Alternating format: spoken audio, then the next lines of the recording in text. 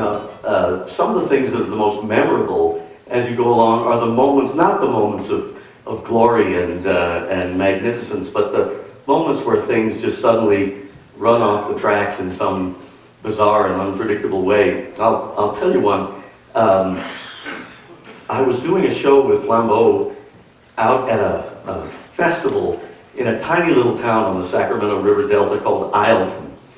And it's this tiny little town, but thousands of people come for the Isleton Crawdad Festival every year. And it's a mess. It's hugely crowded, hotter than hell, and everybody's drinking and carrying on out there. It's a big party. So we're up on stage, and we're playing, and we've got a few hundred people kind of spread around this grassy area, and there's a kind of a dance floor over there, and everybody's digging it, everybody's drinking beer and having a good time.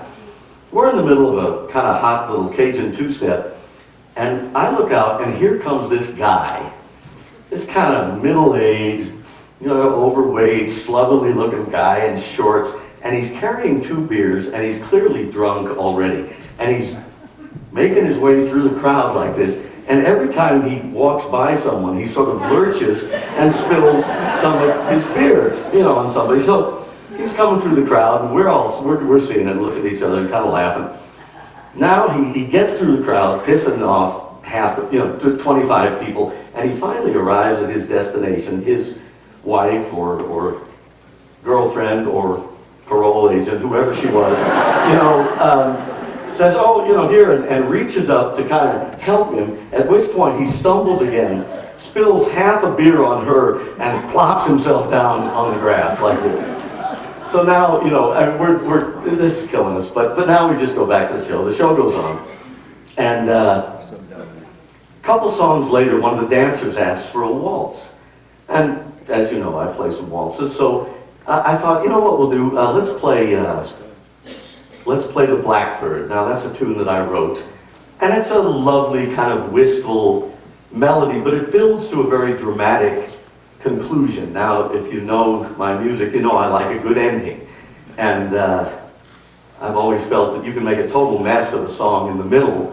As long as you end it well, everyone will forget and forgive you, right? So this song is no exception, but it builds to this dramatic ending where the melody kind of soars, passionately, and then there's this suspended moment where the band kind of suspends on I'm sorry, let me just show it to you, and then you'll know what I'm talking about. So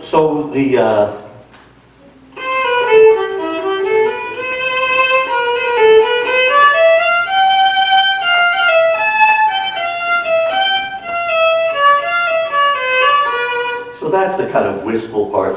But the ending is kind of like this.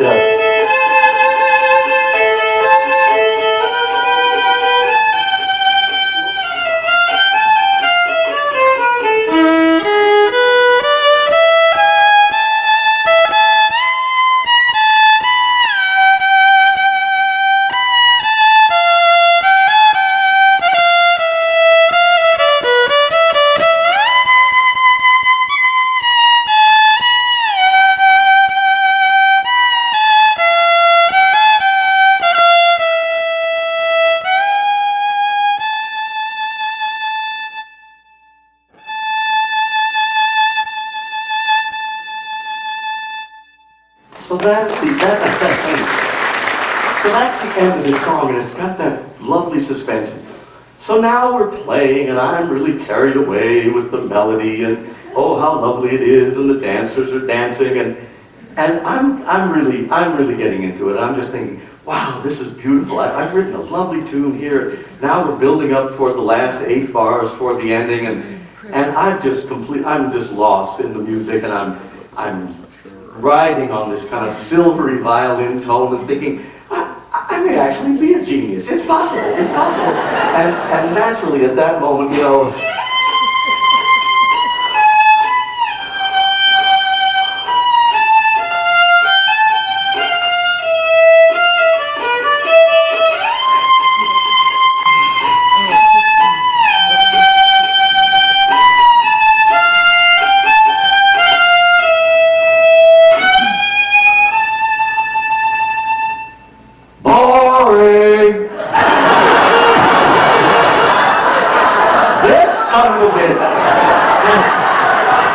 has come to at this moment and shouted this out and then just gone, I mean, there's no way back from that. You can't recover. The song is over. We are now stuck with this. Anyway, just fantastic. By the